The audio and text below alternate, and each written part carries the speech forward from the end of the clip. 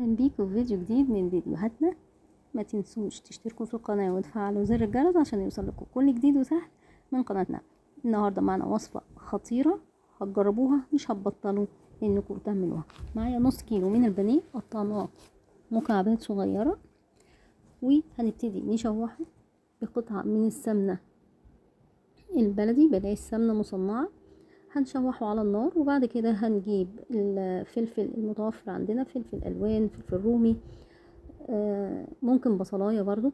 انا بس هنا الوصفه دي محطيتش فيها بصل، فقطعت الفلفل عندي. وبعد كده بعد ما تشوح البانيه بخرته بشويه فلفل وشويه ملح وتوم باودر وبصل باودر وتوابل فراخ، ممكن يبقى ملح وفلفل بس كفايه. معايا بطاطس بقى سلقتها كويس، وبعد كده هرستها وهضيف عليها كوبايه من الحليب، وهبهرها برضو شويه ملح وفلفل ابيض وشويه توم باودر، بيخلي البطاطس في حته تانية بصراحه. وحطيت معلقه من السمنه وهرست البطاطس بتاعتي ودخلت المكونات في بعضها كويس جدا جدا جدا. هبتدي بقى بعد كده اروح حاطه نص الكميه في البايركس بتاعي. انا دهنت البايركس بتاعي دهنة زيت كده خفيفه عشان برضو ما تلزقش مني.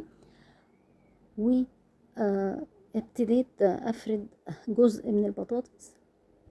هنعمل زي ما كاننا بنعمل مكرونه بشاميل، نحط جزء من المكرونه ونحط الخليط وبعد كده نحط الجزء التاني. احنا هنا فردنا جزء من البطاطس وهنحط الخليط نفرده كويس، وبعد كده هنحط باقي كميه البطاطس، وبعديها هروح ضايفه عليها الجبنه المتوفره عندي. عندي جبنه رومي، عندك جبنه موتزاريلا، اي نوع جبنه تحطيه. لو مفيش مشكله، ممكن اعمل معلقتين كده من البشاميل واضيفهم واحطهم على الوش يروح. بعد كده انا اسفه، بعد كده هحطه في الفرن ويا دوبك يحمر وشه وبس، لان مكوناتنا كلها اصلا مستويه. يعني انا مش هسيبه في الفرن كتير على اساس ان الحاجه تستوي، لا، مكوناتنا كلها مستويه. لو عجبتكم الوصفه ما تنسوش تشتركوا في القناه وتفعلوا زر الجرس عشان يوصلكم كل جديد، ويا ريت تقولوا لي رايكم في التعليقات.